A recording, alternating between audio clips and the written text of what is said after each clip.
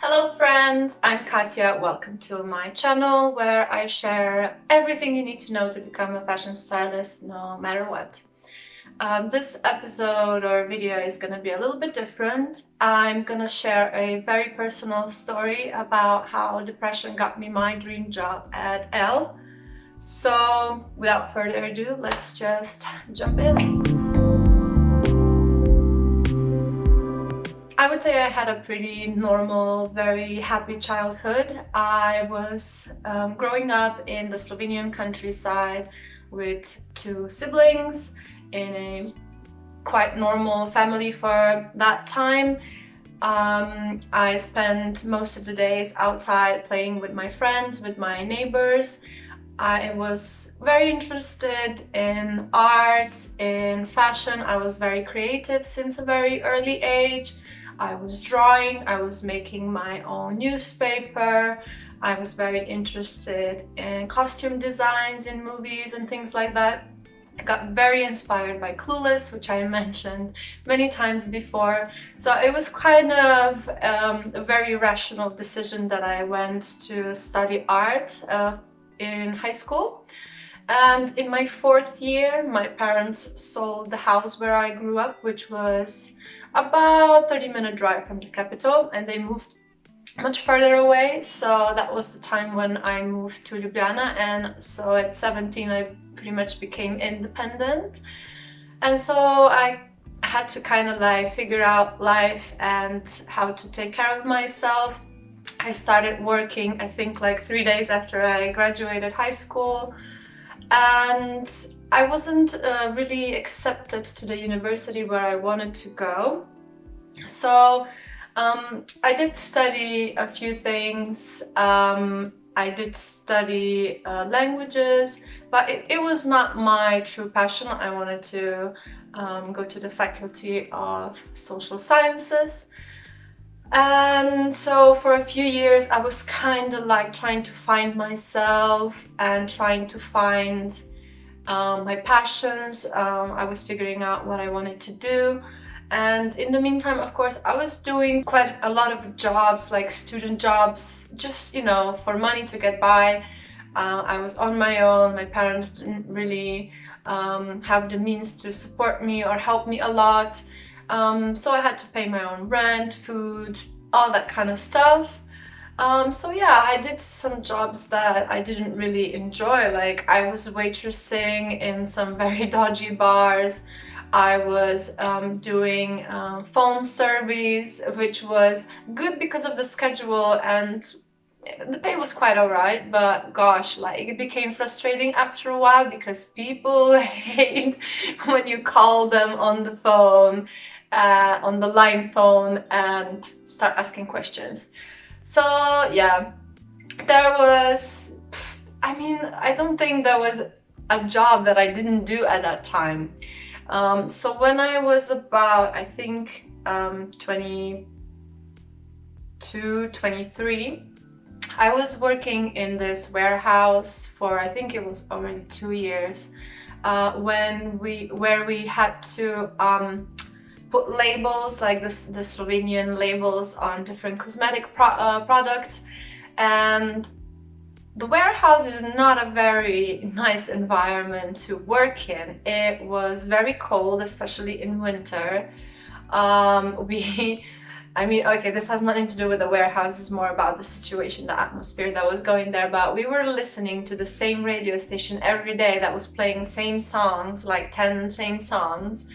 And together with the repetitiveness of the job and everything, and like how much I just didn't enjoy that work, and how much I thought that at that point in life I'm gonna be somewhere else, achieving something much greater and having some sort of purpose in my life other than just working for rent.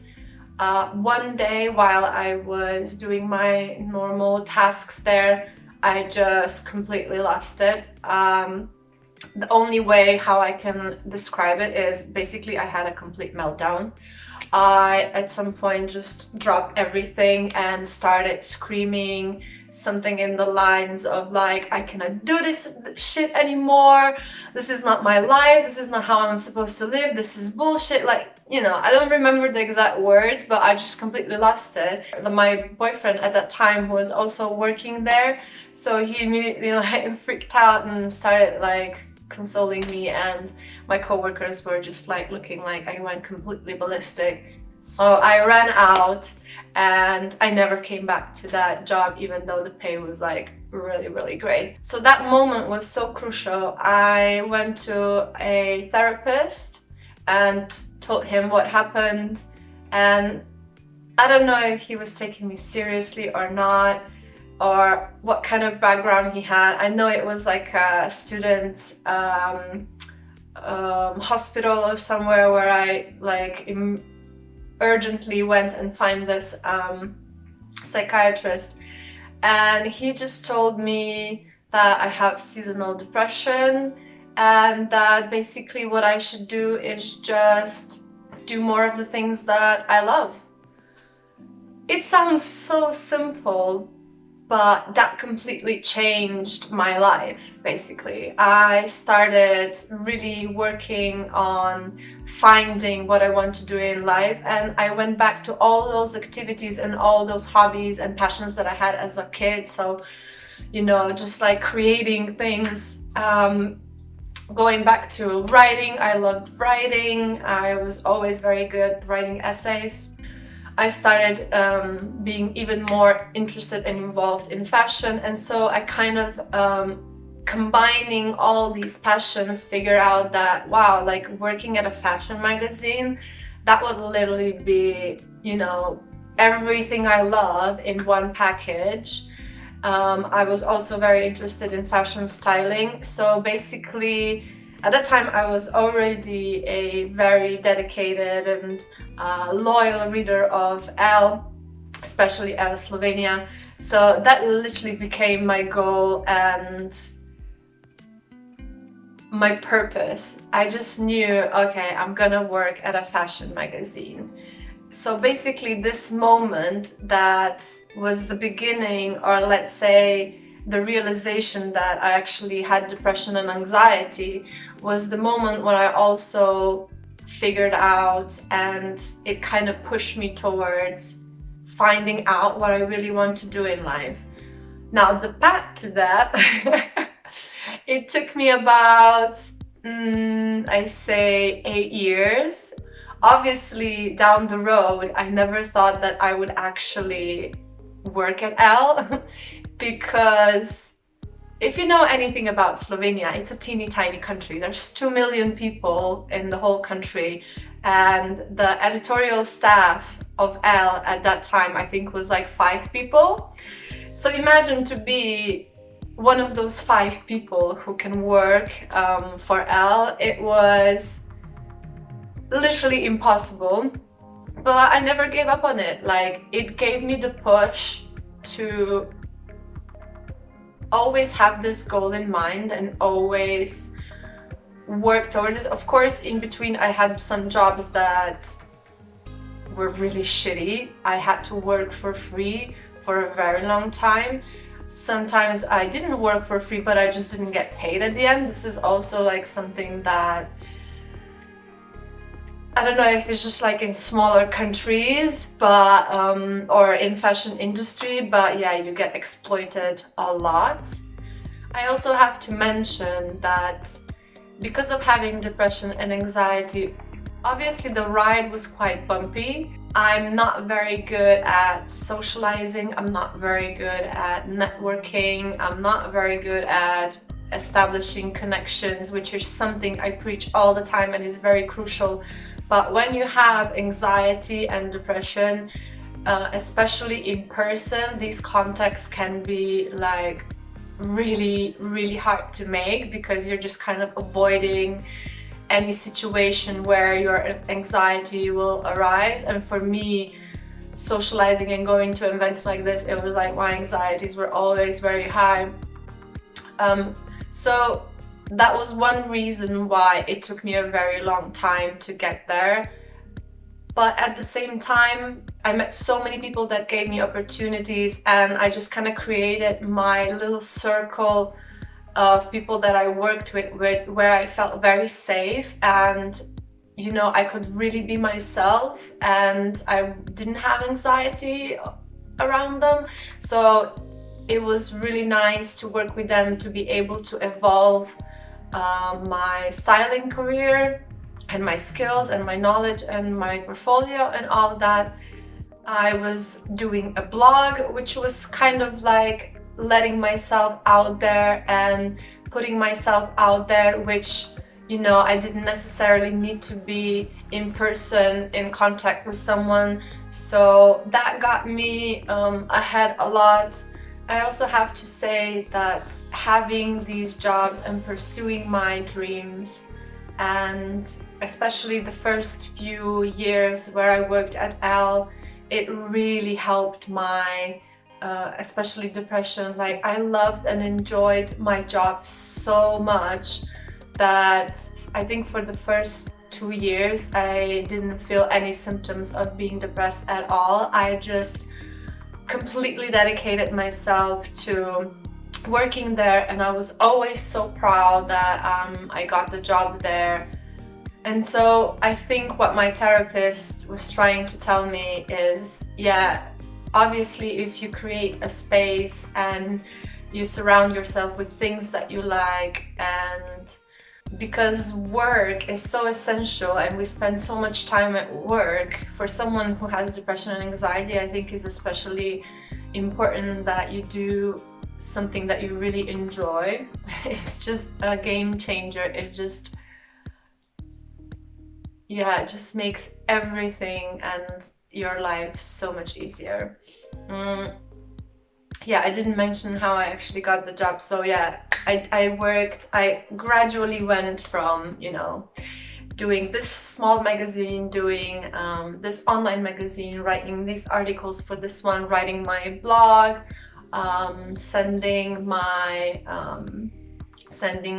CVs, reaching out to them, working at an internship at this publishing company where ELLE is created.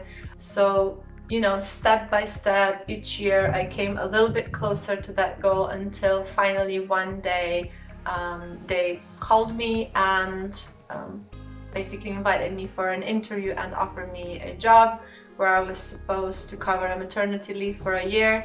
But then after 1 year they loved me so much, which I was so happy about, and they offered me to stay there. So this year I'm celebrating 7 years at ELLE. If somebody had told me when I had that nervous breakdown that, you know, in 15 years I'm gonna be executive editor at ELLE and I'm gonna be writing all these articles and doing all these fashion shoots, I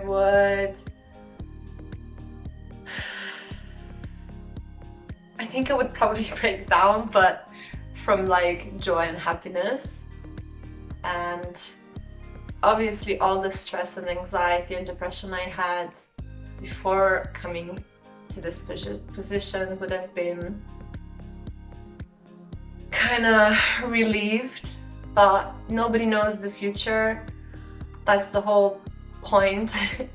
So my therapist always tells me not to stress about it, and we never know the outcome, so you just have to believe in yourself and trust in yourself and work towards the goal that you want to achieve. And that's pretty much all I can say about this topic. Obviously I'm not cured. ELLE didn't cure me. I'm having quite a rough time actually right now, but it definitely helps doing what you love. So I hope you find, and I hope you're doing what you love as much as possible. Just one more thing, I mentioned, yeah, I'm having quite a rough time this year, a lot of changes in my life, and so finally, I think for the first time, I decided to enroll into therapy. This is not a paid ad or anything, this is just my recommendation. I'm using BetterHelp. It's an online platform where you can find your therapist. You can do this from wherever because everything is online. You can do video calls, chat, phone calls, however is easier for you. And there's literally like a million therapists there, so they assign you the therapist that is the best fit for you. And you can have weekly sessions and just discuss whatever your struggles and issues are. And it's been really helpful for me, so I'm gonna put a link down where you can get, I think, a little bit of a discount if you apply through that link. And I think I also get like a free session or something. So if you have any kind of issue with mental health, I do recommend BetterHelp. So this is it, guys. I hope you enjoyed my story. If you have any questions about my career or mental health, please do comment below. You know, the drill, like and share. And I guess I'll see you next time. All right, enjoy, bye.